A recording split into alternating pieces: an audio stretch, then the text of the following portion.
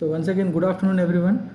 So in last class, we were discussing about the starters, 3-point starters and 4-point starters used for shunt and compound DC machines, right?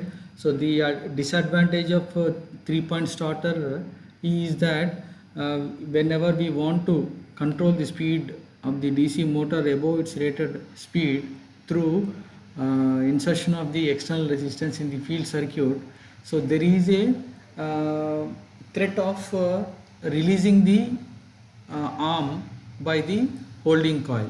So that we have overcome using 4-point starter. Now today we will discuss about the 2-point starter used for DC series motor.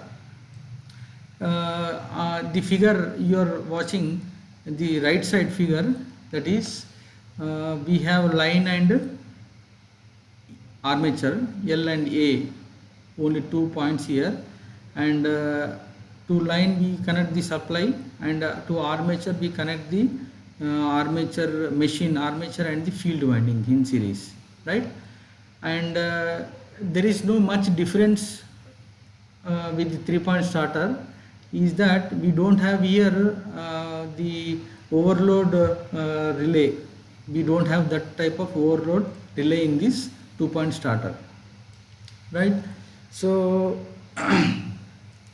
so when the supply is connected, so the line is connected through the arm, through the starter resistances, and then the holding coil, and goes to the armature and field winding, like this, right? So holding coil will have its connection, will have its current passing through which is actually function of the armature current. So if the loading increases, the holding coil current also increases. If loading decreases, the holding coil current also decreases. So and when there is no current, means the armature current is very zero, or very near to the zero, or load on the machine DC series motor is very close to the no load, then the holding coil actually gets the MMF below the spring torque, spring action, and hence the arm will be released from the holding coil. So whenever there is a threat of no load operation on the DC series motor, the holding coil releases and the supply is disconnected from the motor. So if the supply is still persists, then the motor speed increases excessively and it may damage. So that is addressed by the holding coil, right? And the other one is the no volt release. So to make this holding coil independent to the armature current, we connect this holding coil like this, and another line, another L, so connected through a limiting resistors, like in 4-point starter. Now this holding coil will serve one more objective, that this, when the voltage, that is no volt release type. So whenever there is no supply, the holder, the arm will not be, arm will be released from the holding coil, because there is no supply, there will be no current flowing through the holding coil, and it releases the arm. That is how this starter will function. Now I'll move to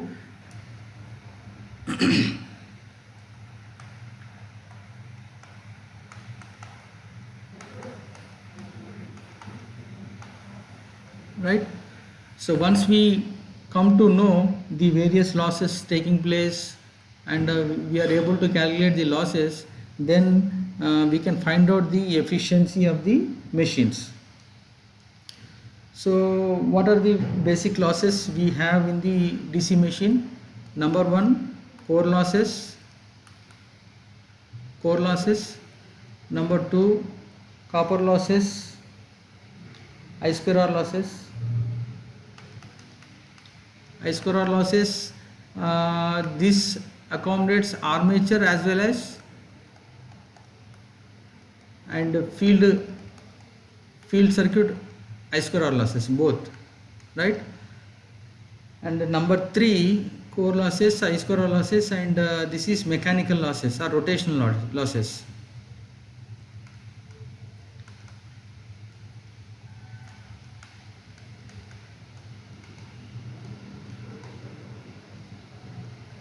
And number 4, the brush drop or brush losses. Okay, and the leftover anything else, then we call them as stray losses. Okay, right? So these are the main losses taking place in the DC machine. Let us now understand how these losses takes place both in generator as well as in motor. Okay. Now if I take the generator,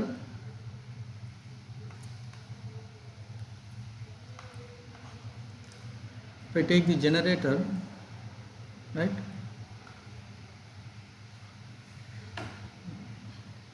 so this is the input side, power input, and we have power output, right? Power input, normally we have suppose the mechanical input actually driving the armature, right? And we get the terminal voltage Vt and as well as the current coming out from the generator, right? So these are termed to be the output variables, and these are the torque applied and omega are the input variables, right? So power input will be in terms of torque and speed. So torque applied multiplied by the speed gives me the power input to the machine. Now this power, we have some losses taking place, that is stray losses in the generator. I am talking about generator. So less stray losses we have. Next, mechanical losses.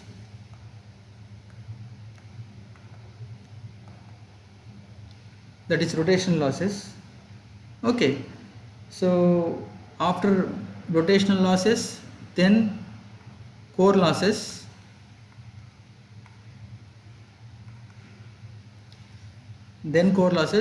the remaining will be see, we are pumping the mechanical power input, right? So there will be stray losses, means some transmission losses, right? And then mechanical means the rotational losses, whatever rotational losses are there, first that will be consumed by the armature, and then core losses in the armature, and leftover power will be the power converted into the electrical. Now this is power conversion, and it is given by the induced torque multiplied by the speed, which is actually also equals to the volts induced, EMF induced multiplied by the current it is delivering, the current, armature current it is delivering. Okay, so this is the important equation, right? So the power conversion, so power input is equals to applied torque at the armature, applied torque multiplied by omega, less stray losses, less mechanical rotational losses, and core losses. These are the together losses. So that means whenever whenever there is no load, whenever there is no load on the generator, that is Ia equals to 0, Ia equals to 0, the power input into the generator required to generate rated voltage at the terminal without load current, that amount of power is contributed towards the mechanical losses as well as the core losses, right? Now whenever I slowly apply the load on the electrical load on the generator, then Ia increases, and then the power conversion, electrical power conversion from mechanical to electrical power conversion takes place, and that is given by the torque induced in the machine multiplied by the speed is equals to induced EMF, armature induced EMF multiplied by the armature delivering current, right? And this power conversion, from this if you reduce the or subtract the copper losses, I square or copper losses, armature as well as field copper losses, then I will be getting the output power in terms of Vt multiplied by IL. Vt multiplied by IL. This is in case of generator. Now coming to the DC motors, right? DC motors, we have similar diagram but little bit changes. So this is power input. Now motor is actually reverse. This is motor fed from the supply. It is drawing current, and mechanical power output is taken out, taking electrical power input and converting to mechanical, right? So this will be shaft torque and omega. Output will be the shaft torque and omega speed, right? Now inputs will be in terms of Vt and IL. So electrical power input will be in terms of Vt multiplied by IL will be the power input to the motor. Now less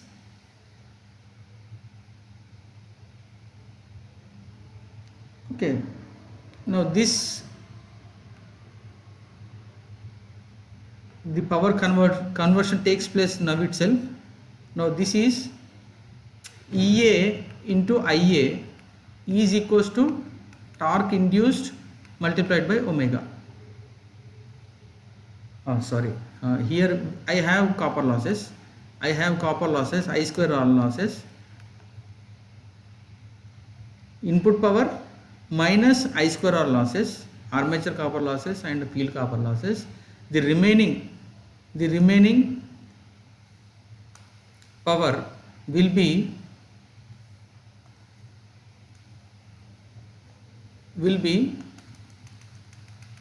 converted from electrical power to the mechanical power, equivalent mechanical power. Now from this converted mechanical power we have two more losses. One is core losses, and then another one is rotational losses or mechanical losses. Okay, core losses and mechanical losses. Now remaining are the stray losses, which is equals to the resultant output power P out, which is actually given as tau applied or tau at the shaft multiplied by speed. Okay, so when supply is connected to the motor, right? So less I square R losses, and less core losses and rotational losses will be, if these are negligible, this will be the corresponding output, right?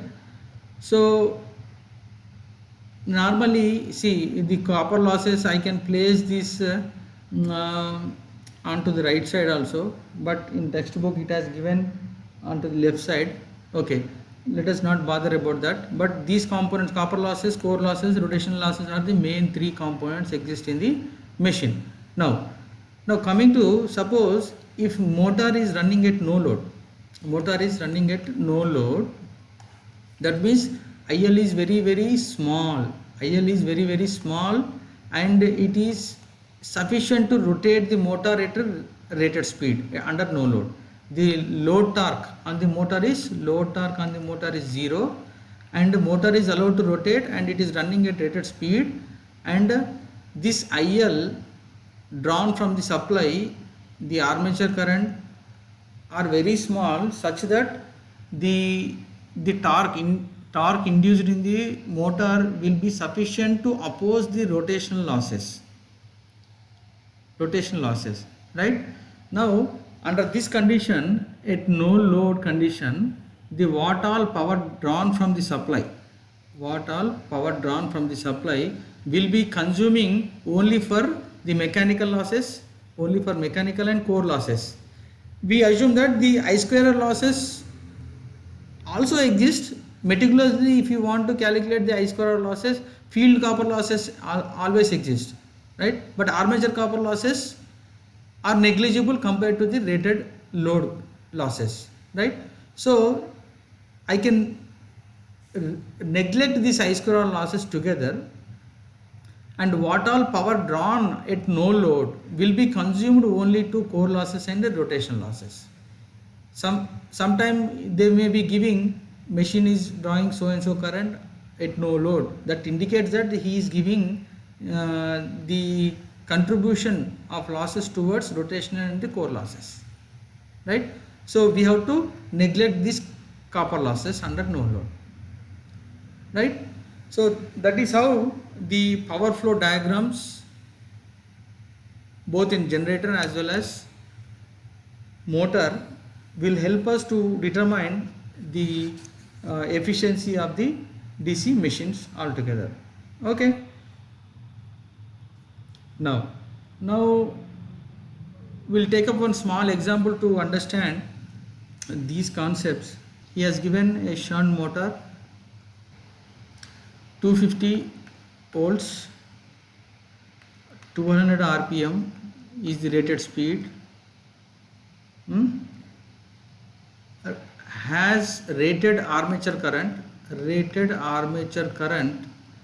is equals to 170 amps, and rated field current of 5 amps. These are the given values. When its rotor is blocked, means speed is at 0. Under this condition, a armature voltage Vt is equals to 10.2 volts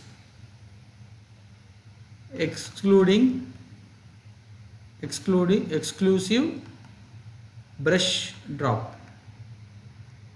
Only armature voltage exclusive of brush drop produces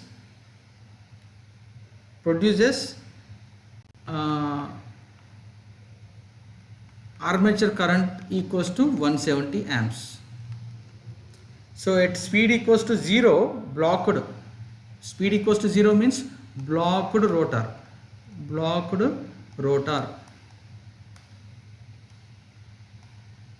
Speed equals to 0 for Vt applied equals to this much of voltage, it produces a armature current of rated armature current కావాల్సింది ఈ 10 volts కే వచ్చేస్తుంది under blocked rotor. That is what he has given.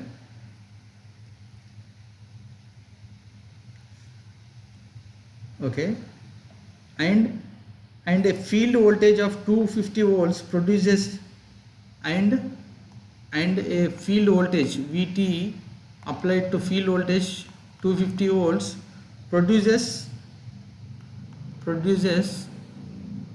IF, rated IF, that is 5 amps. Okay, the brush voltage drop is assumed to be 2 volts. Brush voltage drop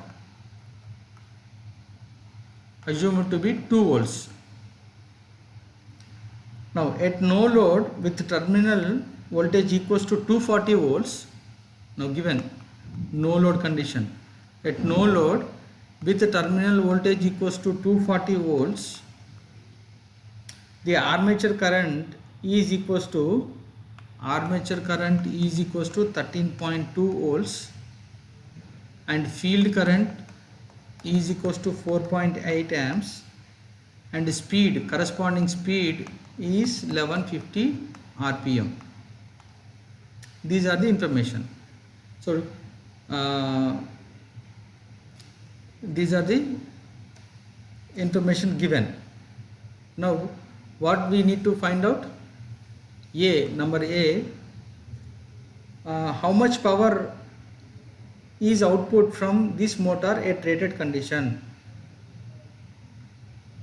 Power output at rated condition. And B bit, what is the motor efficiency? See, motor efficiency. These two are the questions given, right? So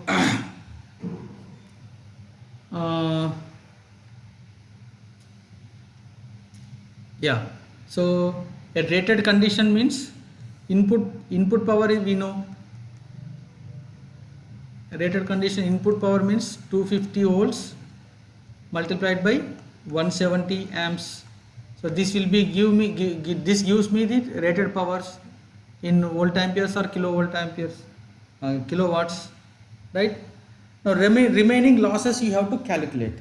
Once you get the all losses, you can subtract from the input and get the output. Once you know the output, first bit is done and second bit is only to find out the efficiency. Now what are the losses we have? First let us brush losses. Brush losses, how much is that? 2 volts. 2 volts multiplied by rated current. He is asking to calculate the rated output. Rated current means 170 amps.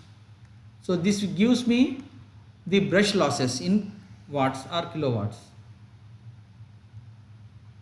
Now one brush losses is over. Now what about mechanical losses and what about iron losses, core losses and copper losses, all copper losses? Yeah. So let us calculate the copper losses, I square R losses. I square R losses has two components. One is armature copper losses and one is field copper losses. At a rated condition, field circuit will have 5 amps, armature circuit will have 170 amps, right? So I can calculate the resistance values and then calculate I square R losses, right? So what is RF? RF, from here I think I can calculate RF. So VT, for VT of 250 volts produces a current of 5 amps in the field circuit. That means this equals to RF is equals to 250 divided by 5. So this is 50 ohms. RF is 50 ohms. And what about armature? What about armature? For VT equals to this much of current, the armature this much of voltage 10.2, it is producing a armature current of this much. That means RA is equals to 10.2 by 170, so which comes to 0.06 ohms. So I know RF and RA. So what will be the copper losses? IF square RF plus IA square RA. So which is equals to 5 square into 50 plus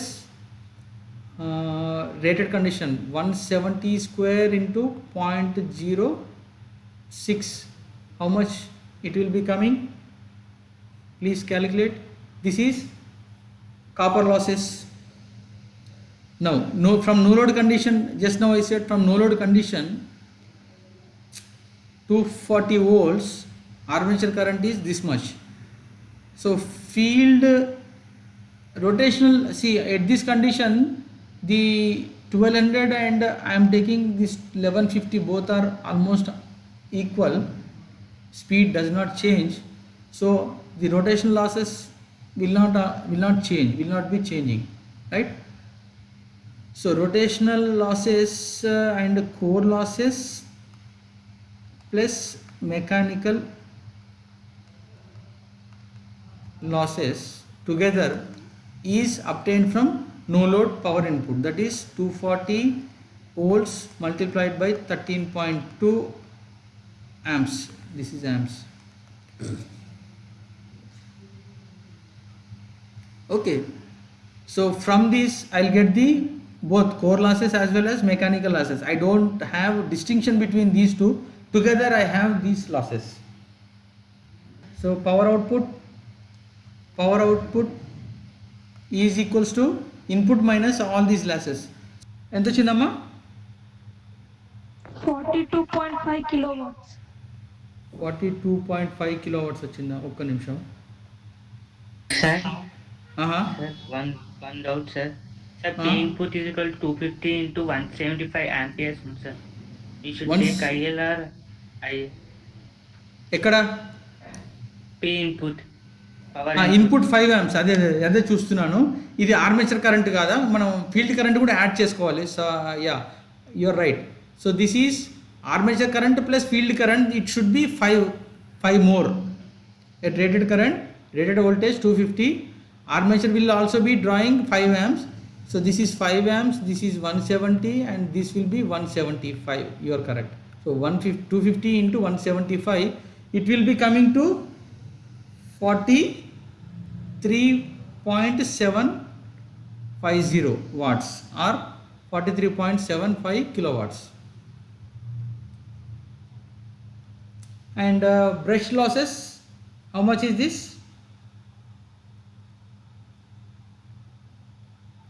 0.34 kilowatts. Yeah, let me put it in all watts, that is 340 watts.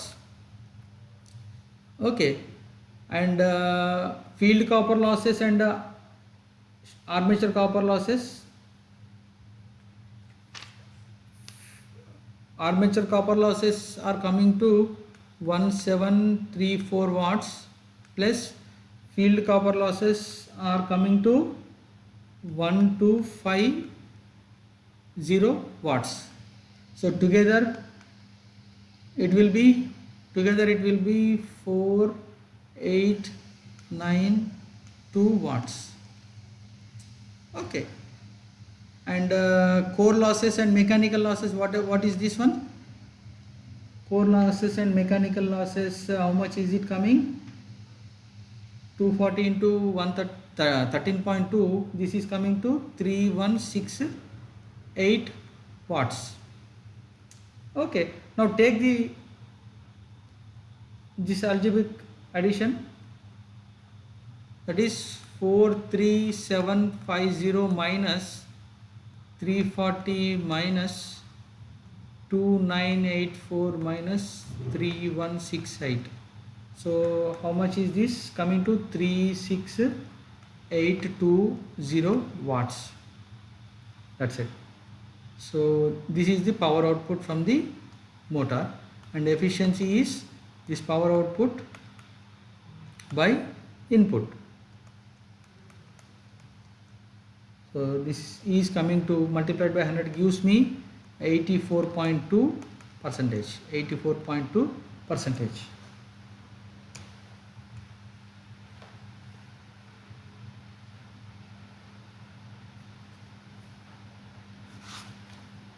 Okay.